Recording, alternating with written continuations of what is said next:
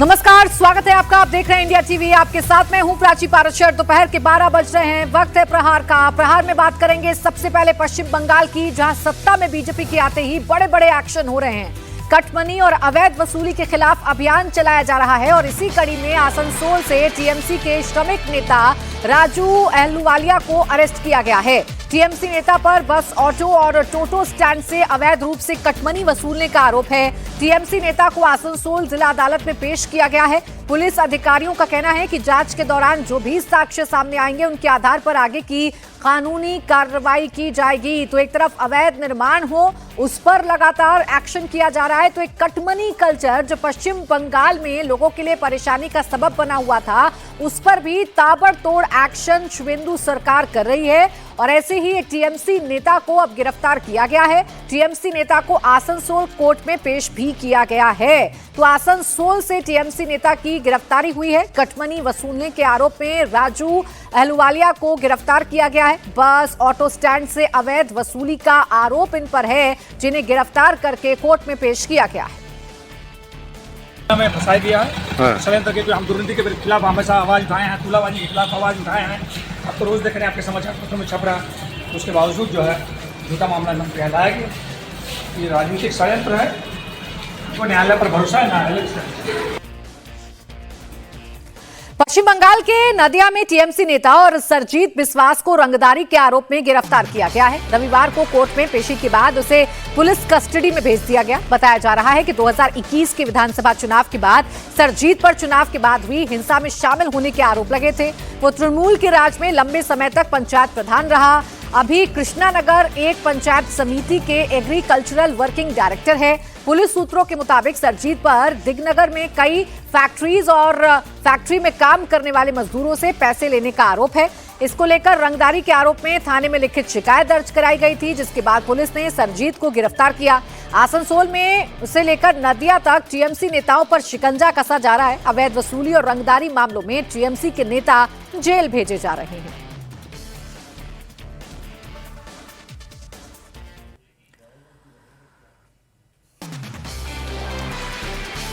और सिर्फ cut money culture पर यहां काम नहीं किया जा रहा, बल्कि कट्टरपंथियों को भी सबसे ज्यादा परेशानी अब शुवेंदु सरकार के फैसलों से हो रही है। शुवेंदु ने आते ही सड़कों पर नमाज पढ़ने पर रोक लगा दी है। धार्मिक स्थलों में लाउडस्पीकर की आवाज धीमी करने का आदेश दे दिया गया है। अवैध अतिक्रमण पर बुलडोजर एक्शन शुरू हो गया है। यानी बंगाल में पूरी तरह से योगी मॉडल लागू हो गया है, जिसे लेकर कट्टरपंथी बौखलाए हुए हैं। बड़ी खबर यह है कि कट्टरपंथी कोलकाता में दंगा करने की फिराक में थे। दंगे की साजिश को पुलिस ने नाकाम कर दिया है।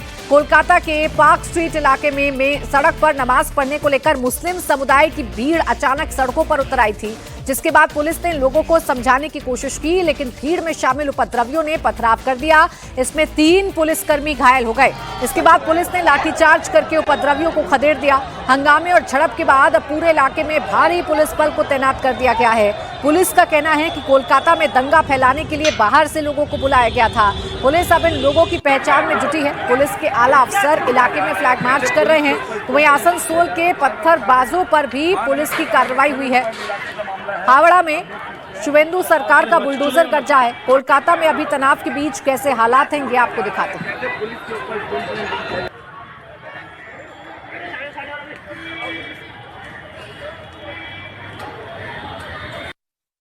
शुवेंदु सरकार का बुलडोजर चलाना और इसके अलावा कई सारे डिसीजन के खिलाफ रविवार को धरना प्रदर्शन दे रहे थे मुसलमान समुदाय के काफी सारे लोग इसी पार्क सर्कस पे। और पुलिस के द्वारा जो जानकारी हासिल हो पाया है वो है कि सोशल मीडिया के जरिए एक मैसेज सर्कुलेट हुआ कि सभी पार्क सर्कस में आए और आते हुए वो विरोध जताए। तो उसी के मुताबिक उस सोशल मीडिया के मैसेज को देखते हुए लगभग 1000 से ज्यादा लोग यहाँ पर आ गए और आने के बाद ये जो रास्ता है पार्क सर्कस से होते हुए सीधा शियालदा की तरफ जाता है, इस रोड को ब्लॉकेट करने की कोशिश आंदोलनकारियों कारी ने किया। और उसके बाद जैसे कि देखा गया पुलिस के तरफ से उन्हें बाधाएं डाला गया कि रोड ब्लॉकेट और ये जो इकट्ठा हुए हैं लोग ये गैर कानूनी है। तो उसके बाद पुलिस के ऊपर पथराव किया गया। 3 पुलिसकर्मी उसमें घायल भी हो गए और उसके बाद पुलिस के द्वारा लाठी चार्ज करके इस इलाके को खाली कर दिया गया। और जैसे कि देखा गया लोगों ने लगातार पुलिस के ऊपर पथराव करते गए। पुलिस उस वजह से लाठी चलाने में मजबूर हो गया और पुलिस को लाठी चला के ही इस इलाके को खाली करना पड़ा। आज जैसे कि देखा जा रहा है आज भी सुरक्षा बल यहाँ पर तैनात किया गया है। RAF जैसे कि तैनात है, इसके अलावा सेंट्रल फोर्स, कोलकाता पुलिस के तमाम अधिकारी और यहाँ पर सुरक्षा कर्मी भी यहाँ पर मौजूद है ताकि और किसी तरह से अशांति ना फैले। पूरी इस घटना में अभी तक कई सारे लोगों को गिरफ्तार किया जा चुका है। पुलिस के ऊपर पथराव करना, इलीगल तरीके से गैदरिंग होने, ऐसा मामले पे कई सारे लोगों को पुलिस की तरफ से हिरासत में ली गई है और उससे पूछताछ किया जा रहा है कि इसका मास्टरमाइंड क्या है, इसके पीछे क्या मकसद था उन लोगों का, कि क्या रास्ता ब्लॉकेट करना या फिर सरकारी जो संपत्ति है उन्हें नुकसान पहुंचाना, जैसा ऐसा कुछ उन लोगों का मोटिव था या नहीं, इस बारे में पूछताछ किया जा रहा है।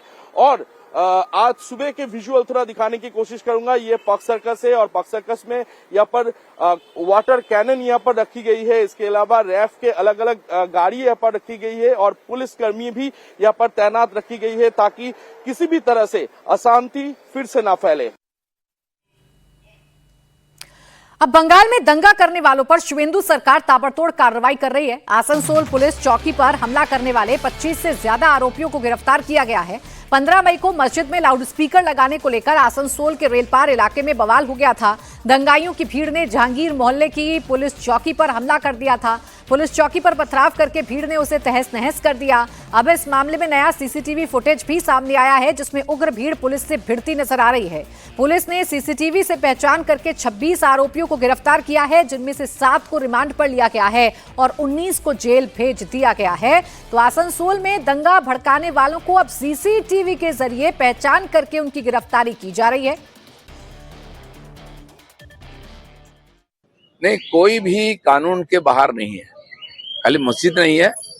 मैं खड़गपुर वासी को भी निवेदन करता हूं, यहाँ माता पूजा के नाम पर बहुत ज्यादा शोर शराबा होता है। पूजा शांति से भक्ति के साथ होना चाहिए। हम भी जाते हैं पूजा में, करते हैं। ऐसा वातावरण ना हो कि डरा हुआ बीमार हो जाए लोग, बच्चे बूढ़े। सुंदर पवित्र वातावरण में पूजा होना चाहिए। सरकार की भी सहयोग मिलेगी। इसलिए कोई भी समुदाय के लोग, धर्म के लोग हैं, कानून के अंदर व्यवस्था करें, नहीं तो कानून का हाथ बहुत लंबा है, कहीं भी पहुंच सकता है। अब देख रहे हैं, तो इसलिए मजबूर ना करे सरकार को कुछ बड़ा स्टेप लेने के लिए। चाहे आसनसोल हो, जो कहीं हो, कलकत्ता हो, कानून के बाहर, कानून के ऊपर जो काम करने का आदत पड़ चुका है उसको अपने आप सुधारे, नहीं तो हमको सुधारना आता है।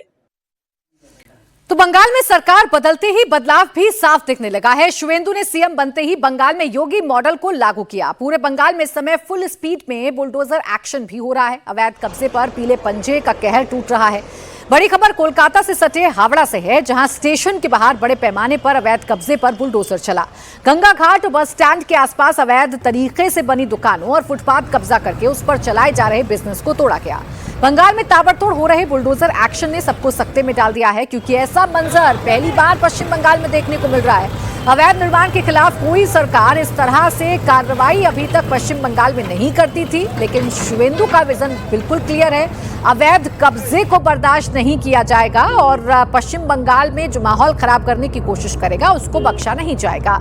कोलकाता के सॉल्टेक में टीएमसी दफ्तर पर रेड हुई है। बड़ी खबर आपको बता रहे हैं, जिसमें सरकारी जमीन की खरीद बिक्री की दस्तावेज मिले हैं। 100 से ज्यादा आधार कार्ड भी जब्त किए गए हैं। सॉल्ट लेक इलाके में विधान नगर निगम के वार्ड नंबर 36 में टीएमसी का कार्यालय है। पुलिस ने यहां से आधार कार्ड बरामद किए हैं। तो सरकारी जमीन की खरीद बिक्री के दस्तावेज यहां से बरामद किए गए हैं। यहाँ पे बहुत दिनों से कंप्लेन हो रहा था, मतलब किया था हम लोगों को। तो वो लोग तो रूलिंग में थे, किसी को कोई तो कुछ मतलब था नहीं कि साहस था नहीं कि मतलब उनको कुछ बोले या फिर कुछ कंप्लेन करे। तो हम लोग जब 4 तारीख को हमारी सरकार बनी, तो हम लोगों ने और जो आम पब्लिक जो है सब लोगों ने 4 तारीख को ताला मारा था यहाँ पे। अभी जब हमने खोला तो देखा कि 100 से ज्यादा आधार कार्ड, फिर जो इलीगल जो कंस्ट्रक्शन चल रहा था, जो मतलब पुकुर हो गया, भेड़ी हो गया, वो जब वो बुझा के ये लोग कंस्ट्रक्शन कर रहे थे। जो उसका जो डॉक्यूमेंट्स था वो भी मिला, जो एग्रीमेंट का पेपर था वो मिला। और अब खबर बीरभूम से है, जहां पुलिस ने किरनाहर में बड़ी संख्या में वोटर कार्ड बरामद किए हैं। स्थानीय लोगों को बीरभूम के नानूर के किरनाहर में एक मैदान में बड़ी संख्या में वोटर कार्ड पड़े मिले। मैदान के बगल में ही पूर्व बीएलओ का घर है। पुलिस उनसे पूछताछ कर रही है कि वोटर कार्ड कहां से आए हैं और ये किसके वोटर कार्ड हैं और ये कैसे खुले में पड़े हुए हैं, इसे मैदान में क्यों डाल दिया गया है, अब ये पता लगाने की कोशिश की जा रही है। इसके साथ ही साथ बंगाल में अब वीआईपी कल्चर पर भी शुवेंदु सरकार ने बड़ा फैसला लिया है। टीएमसी नेताओं की सुरक्षा में भारी कटौती कर दी गई है। पूर्व मुख्यमंत्री ममता बनर्जी और एमपी अभिषेक बैनर्जी के बाद पुलिस ने कई तृणमूल नेताओं की एक्स्ट्रा सिक्योरिटी वापस ले ली है। इनमें कोलकाता म्युनिसिपल कॉर्पोरेशन के मेयर फिरहाद हकीम, तृणमूल के प्रदेश अध्यक्ष सुब्रत बख्शी, पूर्व मंत्री अरूप विश्वास, राज्यसभा से टीएमसी सांसद राजीव कुमार और दूसरे तृणमूल नेताओं की सिक्योरिटी पिछले एक हफ्ते में कैंसिल कर दी गई है। राज्य सरकार के मुताबिक इन लोगों को एक्स्ट्रा सिक्योरिटी की जरूरत नहीं है। तो पूरी तरीके से बीजेपी सरकार का इंपैक्ट पश्चिम बंगाल में देखने को मिल रहा है। जो लोग को मिलना चाहिए वो लोग को मिलेगा और जितना संख्या मिलना चाहिए वो मिलेगा। अभिषेक को इतना सिक्योरिटी क्यों? उसका पीसी चीफ मिनिस्टर है इसलिए इतना गाड़ी, इतना सिक्योरिटी। जो काम किए हैं वैसा ही वो लोग को बरसाना पड़ेगा। देश का जो कानून है, देखिए ये सिक्योरिटी जो होता है कम बेसी ये होम मिनिस्ट्री के रिकमेंडेशन पे और थ्रेट परसेप्शन के आधार पे होता है। सिक्योरिटी देना, विड्रॉ करना ये थ्रेट परसेप्शन के आधार पर होता है। सरकार उसकी नियमित रूप से चर्चा करती है, संबद्ध पक्षों से बात करके निर्णय लेती है। मुझे आशा नहीं, पूरा विश्वास है सरकार हर विषय पे चर्चा करके, बातचीत करके ही निर्णय लियो। ये किसी भी इन्वेस्टिगेटिंग मामले पे राजनीतिक बयानबाजी से बचना चाहिए और मैं एक जिम्मेदार पार्टी का सक्रिय कार्यकर्ता हूँ। और अब बात करेंगे उत्तर प्रदेश की, जहां मंत्रिमंडल विस्तार के बाद आज पहली कैबिनेट बैठक हुई है। 12 प्रस्ताव पास किए गए हैं। सबसे ज्यादा चर्चा समर्पित पिछड़ा वर्ग आयोग को मंजूरी मिलने की है। कैबिनेट मीटिंग में पिछड़ा वर्ग आयोग गठित किए जाने के प्रस्ताव को मंजूरी दे दी गई है।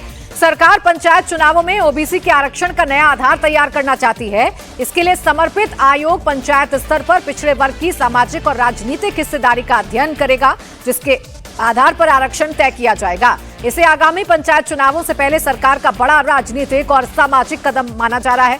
इलाहाबाद हाईकोर्ट में दायर एक याचिका के बाद अदालत ने राज्य सरकार को समय पर चुनाव सुनिश्चित करने के लिए पिछड़ा वर्ग आयोग गठित करने का आदेश दिया था।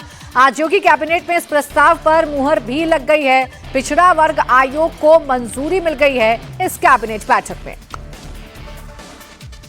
दरअसल क्या कि जो हमारा पंचायत चुनाव है तो माननीय न्यायालय के निर्देश के अनुसार, माननीय सर्वोच्च न्यायालय जो निर्देश दिए हैं उसके तहत आयोग का गठन हो गया है। आज कैबिनेट ने पास कर दिया है और इसके उपरांत हम लोग आगे बढ़ेंगे और जैसे जैसे अपना आयोग कार्य पूरा करेगा उस हिसाब से चुनाव की प्रक्रिया को आगे बढ़ाएंगे। यूपी में मंत्रिमंडल विस्तार के बाद नए मंत्रियों में विभागों का बंटवारा कर दिया गया है। 8 मंत्रियों को नई जिम्मेदारी सौंपी गई है। भूपेंद्र चौधरी को सूक्ष्म, लघु एवं मध्यम उद्योग विभाग दिया गया है, जबकि मनोज पांडे को खाद्य एवं रसद तथा नागरिक आपूर्ति विभाग की जिम्मेदारी दी गई है।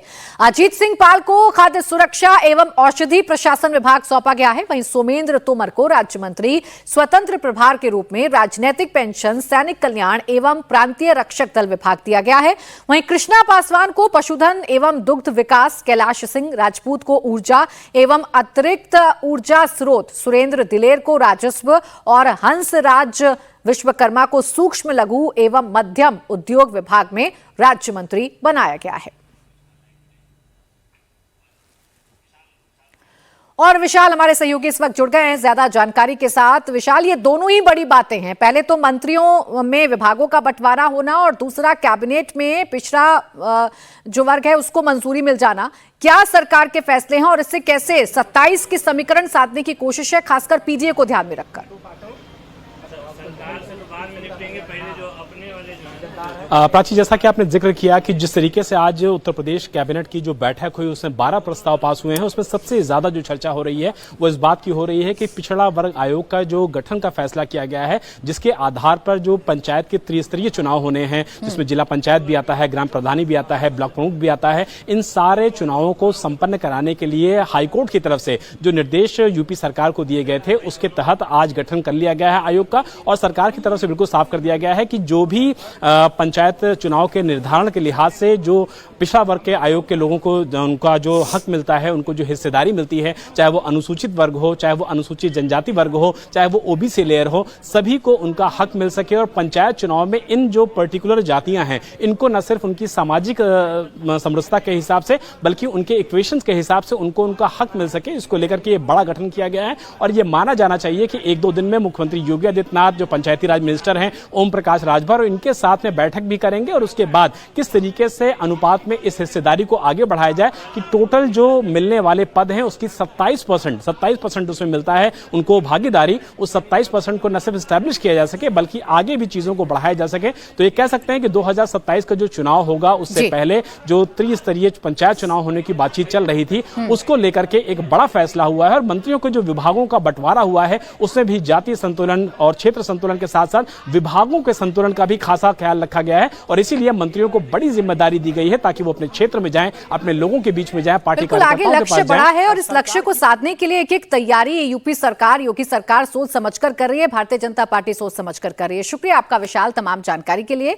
वहीं उत्तर प्रदेश में 69,000 शिक्षक भर्ती के अभ्यर्थी एक बार फिर से प्रोटेस्ट कर रहे हैं। लखनऊ में शिक्षा मंत्री के आवास के बाहर अभ्यर्थी प्रोटेस्ट कर रहे हैं।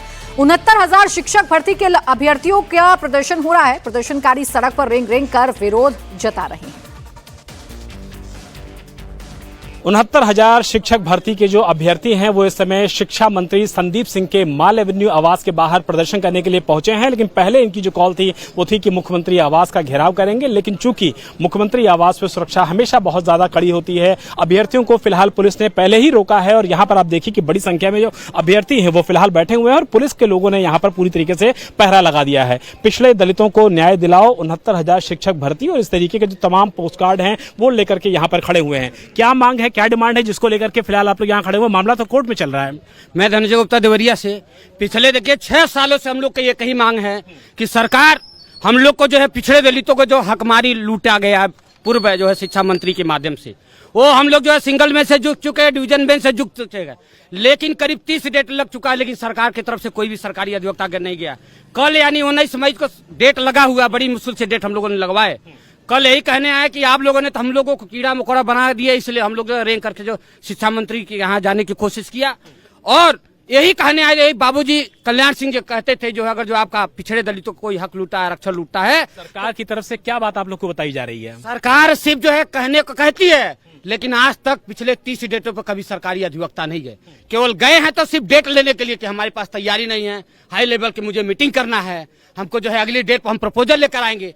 आज तक पिछले जो है 18 महीने में आज तक एक भी प्रपोजल नहीं आया। अच्छी पैरवी हो और मामले का निस्तारण हो, ये आप लोग चाहते हैं? बस यही हम लोग चाहते हैं कि हम लोगों को न्याय मिले, क्योंकि 30 हियरिंग हो चुकी। सर 30 हियरिंग में कितना पैसा लगता है, आप लोग ही पत्रकार हैं, समझ सकते हैं इस चीज को कि हम लोग कैसे पैसा जुटाते हैं और एक सुप्रीम कोर्ट का वकील कितना पैसा लेता है।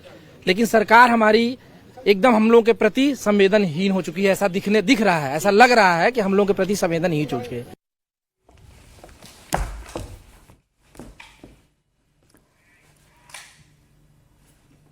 तो देखिए 69,000 शिक्षक भर्ती मामला है। एक बार फिर से अभ्यर्थी सड़क पर हैं और सड़क पर उतरकर अपनी मांगे रख रहे हैं।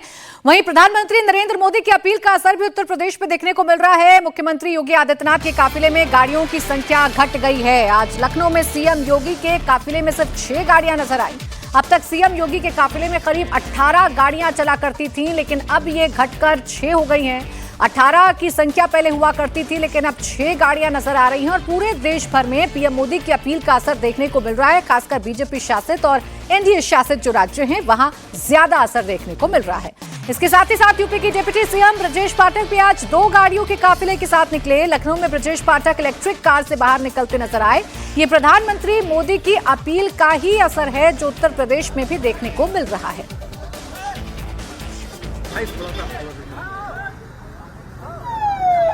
प्रधानमंत्री नरेंद्र मोदी की अपील के बाद कि पेट्रोल और डीजल की हमको बचत करनी है, यूपी सरकार के डिप्टी सीएम ब्रजेश पाठक सिर्फ और सिर्फ 2 गाड़ियों के काफिले के साथ अब बाहर निकल रहे हैं। एस्कॉर्ट गाड़ी, यहां पर आप देखिए एक एस्कॉर्ट गाड़ी है, और अगर आप ठीक पीछे नजर डालेंगे तो ब्रजेश पाठक यूपी सरकार के डिप्टी सीएम आपको जो इलेक्ट्रॉनिक व्हीकल होता है, ईवी होता है, इसमें आपको नजर आ जाएंगे। उनका साफ तौर पे कहना है कि जिस तरीके से प्रधानमंत्री ने यह अपील की है, उसके बाद सभी मंत्रियों को इस तरीके का काम करना चाहिए, पेट्रोल और डीजल की बचत करनी चाहिए। और इसीलिए आप देखिए कि ब्रजेश पाठक फिलहाल यहां से निकल रहे हैं और इलेक्ट्रॉनिक व्हीकल यानी कि ग्रीन जो उनकी नंबर प्लेट है वो फिलहाल उस तरीके से निकल रहे हैं। प्रधानमंत्री का सीधा असर नजर आ रहा है। सर, प्रधानमंत्री की अपील का सीधा असर नजर आ रहा है। देखिए, आदरणीय प्रधानमंत्री नरेंद्र मोदी जी ने जो प्रदेश की जनता से, देश की जनता से आह्वान किया है, हम सब कार्यकर्ता आदरणीय प्रधानमंत्री नरेंद्र मोदी जी के निर्देश पर, आह्वान पर सभी लोग पेट्रोलियम पदार्थों का, डीजल पेट्रोल का उपयोग कम से कम करें। अपने फ्लीट खत्म कर दी है। एक गाड़ी है, ये भी मेरे पास इलेक्ट्रिकल व्हीकल है, और एक गाड़ी में हमारे जो सहयोगी सुरक्षाकर्मी चलते हैं वो लोग हैं, उसी में स्टाफ भी है।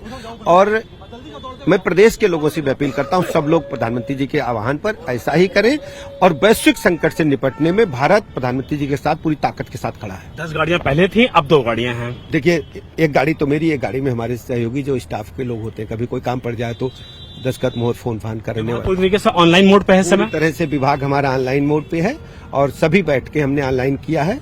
और बहुत आवश्यक है तो फिजिकल 1-2 लोगों को बुला लेते हैं। बहुत आवश्यक हो तभी बुलाया जाता है, बाकी कभी किसी को नहीं बुलाया जाता है। ये कहना है डिप्टी सीएम ब्रजेश पाठक का, जो एक गाड़ी से चल रहे हैं, एक गाड़ी का एस्कॉर्ट रखे हुए हैं। और अगर इलेक्ट्रॉनिक व्हीकल से उत्तर प्रदेश के उप मुख्यमंत्री चलते हैं, नंबर आप देखिए इलेक्ट्रॉनिक व्हीकल का, ग्रीन प्लेट इसमें लगी हुई है, तो आप समझिए कि जो संदेश होता है वो हमेशा ऊपर से नीचे आता है। तो प्रधानमंत्री की अपील के बाद अगर उत्तर प्रदेश के डिप्टी सीएम इस तरीके से चल रहे हैं, अपने काफिले को उन्होंने आधे का भी आधा कर दिया है, तो आप सोचिए इसका सीधा असर न सिर्फ आम जनता तक पड़ेगा, अफसरों पर पड़ेगा, नेताओं पर पड़ेगा। और पेट्रोल की और डीजल की जो बचत का आह्वान प्रधानमंत्री नरेंद्र मोदी ने किया है, उसका सीधा असर ग्राउंड जीरो पर लखनऊ में नजर आ रहा है। थोड़ी देर पहले प्रधानमंत्री मोदी स्वीडन से नॉर्वे के लिए रवाना हो चुके हैं। स्वीडन में मोदी का रॉयल वेलकम हुआ। स्वीडन के ग्रिपेन फाइटर जेट्स ने प्रधानमंत्री के प्लेन को स्कॉट भी किया। स्वीडन की सबसे बड़ी हेडलाइन मोदी रही। स्वीडन में सबसे ज्यादा चर्चा मोदी के दौरे की हो रही है। स्वीडन में मोदी बड़ी डील करने वाले हैं। स्वीडन जाने से पहले नीदरलैंड में मोदी ने भारत के भविष्य वाली डील की। आज जो चैलेंज हिंदुस्तान के सामने खड़े हैं, वो फ्यूचर में दोबारा देश के लिए चुनौती नहीं बनेंगे। कैसे नरेंद्र मोदी ने फ्यूचर प्लान बना लिया है, इस रिपोर्ट में समझिए।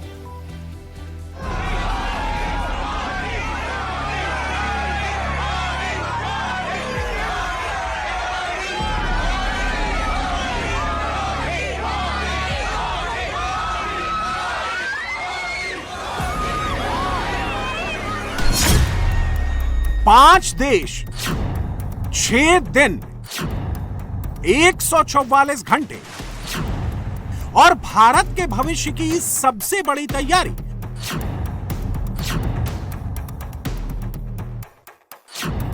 मोदी विदेश दौरे पर क्यों गए हैं, क्या करने गए हैं? ऐसी लाइनों से कांग्रेस प्रधानमंत्री को टारगेट करने की कोशिश में लगी है। कांग्रेस जितने सवाल उठा रही है, उसके जवाब सबसे ज्यादा कांग्रेस को ही चुभेंगे। एक वक्त था जब जीने के लिए रोटी, कपड़ा और मकान की जरूरत होती थी, लेकिन अब दुनिया में रोटी, कपड़ा और मकान के साथ साथ तेल, एआई, सेमीकंडक्टर, एनर्जी और तकनीक की जरूरत पड़ गई है। देश के प्रधानमंत्री नरेंद्र मोदी इस वक्त इसी मिशन पर लगे हुए हैं।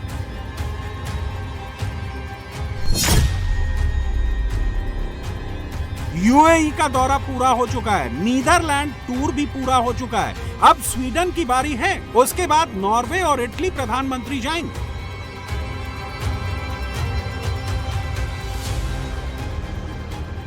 नीदरलैंड एक छोटा सा देश है। जियोपॉलिटिक्स में नीदरलैंड की कोई खास अहमियत भी नहीं है। मोदी से पहले बायलैटरल मीटिंग के लिए सिर्फ राजीव गांधी गए थे, लेकिन मोदी का यह नीदरलैंड का दूसरा दौरा है और नीदरलैंड में हलचल बहुत तेज है। Leider van een van de grootste landen op deze aarde, 1,4 miljard mensen. Hebben we het überhaupt al gezegd? De Indiase premier is het Een van de natuurlijk, hè? aarde inmiddels, hè, die ook heel erg groeit. Dus daar is heel veel gewoon aan zakelijke belangen ook te ontdekken voor Nederland. We hebben al goede relatie met India, maar hij komt naar ons toe om met het Nederlands bedrijfsleven te praten. Ja, we kijken oneindig veel naar Trump en naar Amerika. Ja. Soms denk ik wel eens, laten we nou eens wat meer naar Europa kijken en naar de rest van de wereld. De rest van de wereld is heel groot. Het gekke is dat China is heel hard gegroeid, als ik die vergelijking maak. En is nu dus aan het haperen, vandaar de vredespijp met Trump. Maar India die groeit eigenlijk heel gestaag, stilletjes op de achtergrond, want ze zijn niet zo zichtbaar, ook niet in de rest van de wereld. India is, ik zei al, heel bescheiden en stilletjes, maar is wel heel krachtig aan het groeien. En dan wil je toch eigenlijk ook weten wie zijn vrienden en vijand. Nou, Nederland is te klein geopolitiek om een bedreiging te zijn. Maar ze zitten wel traditioneel in een rivaliteit met China. Netherlands के लिए प्रधानमंत्री मोदी का खुद आना बहुत बड़ी बात है। नीदरलैंड की अहमियत उसके यूरोपियन संघ के सदस्य होने पर है। नीदरलैंड में बड़े देशों के बड़े लीडर बहुत कम आते हैं। 2014 में आखिरी बार यूएस राष्ट्रपति ओबामा द्विपक्षीय बैठक के लिए नीदरलैंड आए थे। आखिरी बार 2014 में चाइनीज राष्ट्रपति शी जिनपिंग नीदरलैंड गए थे। 2013 में आखिरी बार रूस के राष्ट्रपति पुतिन वहां गए थे। 2017 में नरेंद्र मोदी आखिरी बार नीदरलैंड गए थे। एक्सेलेंसी, मेरा और मेरे डेलीगेशन का गर्मजोशी से स्वागत के लिए मैं आपका बहुत बहुत धन्यवाद करता हूं। लगभग एक दशक बाद नीदरलैंड की यात्रा करके मुझे बहुत खुशी हो रही है। पिछले एक दशक में भारत नीदरलैंड पार्टनरशिप ने उल्लेखनीय प्रगति की है। एक्सेलेंसी, हम नीदरलैंड को भारत के सबसे महत्वपूर्ण पार्टनर में से मानते हैं। नीदरलैंड भारत के टॉप 5 इन्वेस्टर्स में से एक है। हमारे हिस्टोरिकल, कल्चर और पीपल टू पीपल टाइज भी बहुत गहरे हैं। जब बड़े देश का बड़ा लीडर खुद आता है तो भरोसा भी बड़ा होता है। अब सवाल, आखिर मोदी क्यों नीदरलैंड गए? मोदी नीदरलैंड में भारत का भविष्य सुरक्षित करने गए थे। नीदरलैंड में मोदी को वो दिखाया जो भविष्य में हिंदुस्तान को कई क्राइसिस से बचाएगा। जहां पर मोदी खड़े हैं, ये नीदरलैंड का सबसे बड़ा डैम है। ये 32 किलोमीटर लंबा ऐतिहासिक समुद्री बांध और कॉजवे है, जो इंजीनियरिंग का अद्भुत उदाहरण माना जाता है। नीदरलैंड को वाटर मैनेजमेंट, बाढ़ नियंत्रण और मीठे पानी के स्टोरेज में दुनिया का लीडर माना जाता है। इस दौरे से मोदी कल्पसर प्रोजेक्ट के लिए डच इंजीनियरिंग की विशेषज्ञता हासिल करना चाहते हैं। कल्पसर परियोजना के तहत समुद्र में एक विशाल बांध बनाकर मीठे पानी का स्टोरेज तैयार करने की योजना है, जो तटीय इलाकों में बहुत काम आएगा। नीदरलैंड के पास टेक्नोलॉजी है, इंडिया के पास विजन है। मोदी अब वो समझौते कर रहे हैं जो हिंदुस्तान का भविष्य बदल सके। नीदरलैंड के पास सेमीकंडक्टर की भी हाई लेवल की टेक्नोलॉजी है। सेमीकंडक्टर के बिना फ्यूचर टेक्नोलॉजी में आगे नहीं बढ़ सकते, वर्तमान में भी पीछे हो जाएंगे।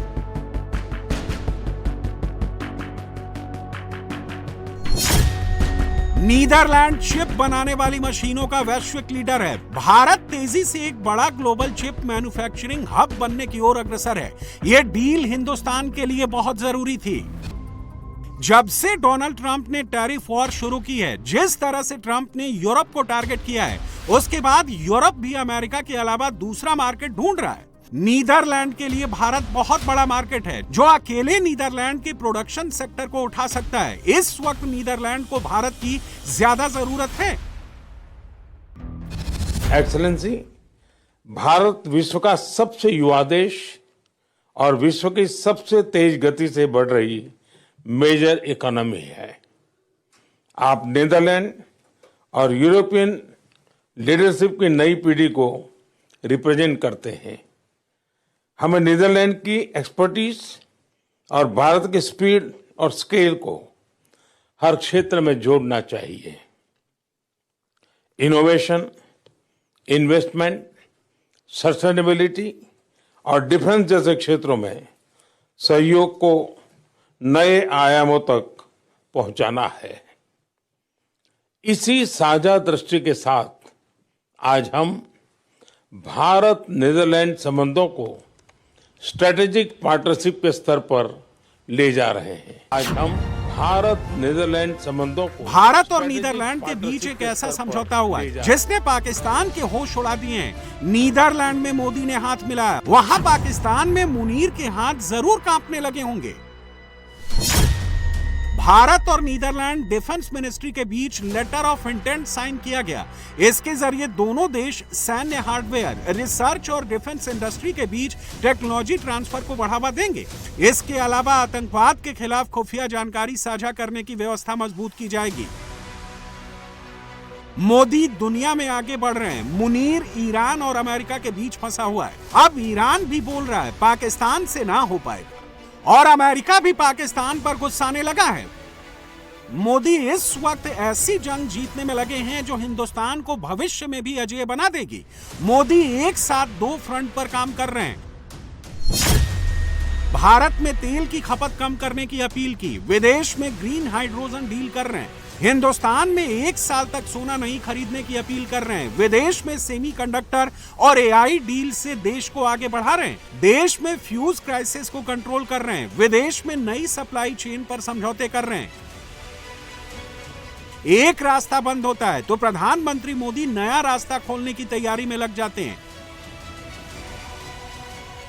एक लीडर जो आज में कल की तैयारी करता है, वर्तमान में भविष्य के लिए काम करता है, वो देश को कभी झुकने नहीं देगा। हिंदुस्तान और पाकिस्तान में क्या फर्क है? अगर आप किसी पाकिस्तानी से पूछेंगे तो उसका जवाब क्या होगा? सीधे पाकिस्तानी से सुनिए।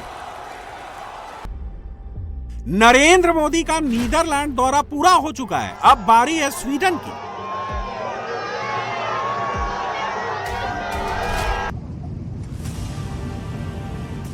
नीदरलैंड से जैसे ही प्रधानमंत्री मोदी का प्लेन स्वीडन के एयर स्पेस में दाखिल हुआ, स्वीडन का सबसे शक्तिशाली फाइटर जेट ग्रिपेन प्रधानमंत्री को गार्ड ऑफ ऑनर देने पहुंच गया।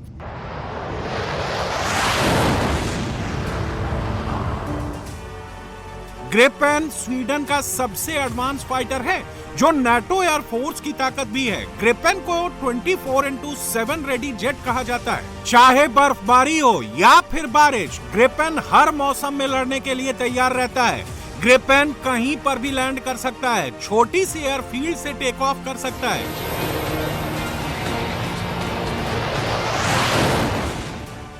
जब मोदी का प्लेन यूएई पहुंचा था तो वहां पर यूएई का F-16 फाइटर जेट मोदी को एस्कॉर्ट करने पहुंचा था। 2 दिन बाद जब पीएम स्वीडन पहुंचे तो यहां पर स्वीडन का फाइटर जेट ग्रिपेन सम्मान में आया। 12 साल में हिंदुस्तान को देखने का नजरिया कितना बदला है, इसका एक और सबूत देखिए। जैसे ही प्रधानमंत्री मोदी का प्लेन स्वीडन में लैंड हुआ, स्वीडन के प्रधानमंत्री उल्फ क्रिस्टरसन उनके स्वागत में खड़े नजर आए।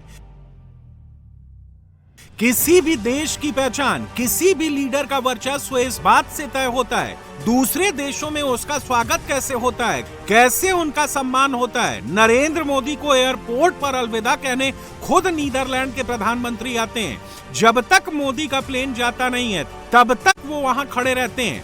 स्वीडन में प्रधानमंत्री मोदी को रिसीव करने खुद आते हैं, एयरपोर्ट पर खड़े होकर उनका इंतजार करते हैं। ऐसा सम्मान यूरोप में किसी और देश को नहीं मिलता है। ऐसा सम्मान पाने के लिए ट्रम्प बेकरार रहते हैं।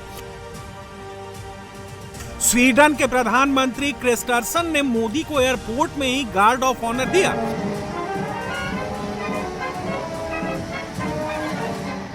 स्वीडन मिलिट्री का बैंड, स्वीडन आर्मी की स्पेशल यूनिट मोदी के स्वागत में खड़ी थी।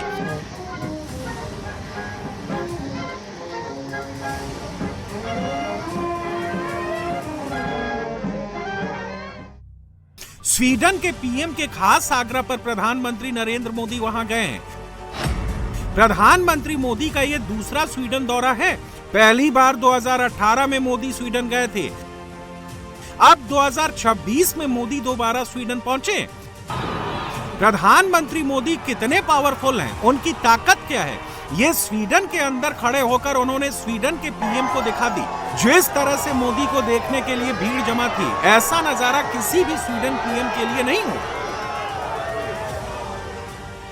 भारत की शक्ति क्या है, भारत की संस्कृति क्या है, भारत का इतिहास क्या है, भारत का भविष्य क्या है, स्वीडन ने, पूरे यूरोप ने देख लिया। –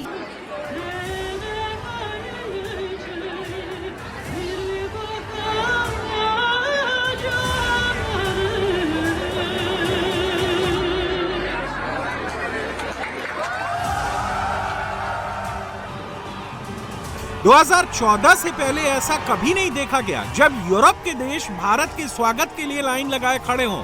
पहले ये सोच होती थी दूसरे देश जाएंगे तो कुछ मिलेगा। आज भारत के आने पर दूसरे देशों की इकोनॉमी बूस्ट हो रही है। मोदी आएंगे तो स्वीडन के साथ डील करेंगे, इसके लिए स्वीडन की हर कंपनी तैयारी में है। स्वीडिश कंपनियों को मिलेगा दुनिया का सबसे बड़ा बाजार। स्वीडन अपनी एडवांस टेक्नोलॉजी को भारत के विशाल मैन्युफैक्चरिंग स्केल के साथ जोड़ना चाहता है। स्वीडन को अपनी टेक इंडस्ट्री के लिए बहुत बड़ी संख्या में इंजीनियरों और आईटी एक्सपर्ट की जरूरत है। पीएम मोदी के इस दौरे से दोनों देशों के बीच टैलेंट एक्सचेंज और आसान होगा। इस दौरे के बाद पीएम मोदी स्वीडन में यूरोप की टॉप कंपनियों के सीईओ से मिलेंगे।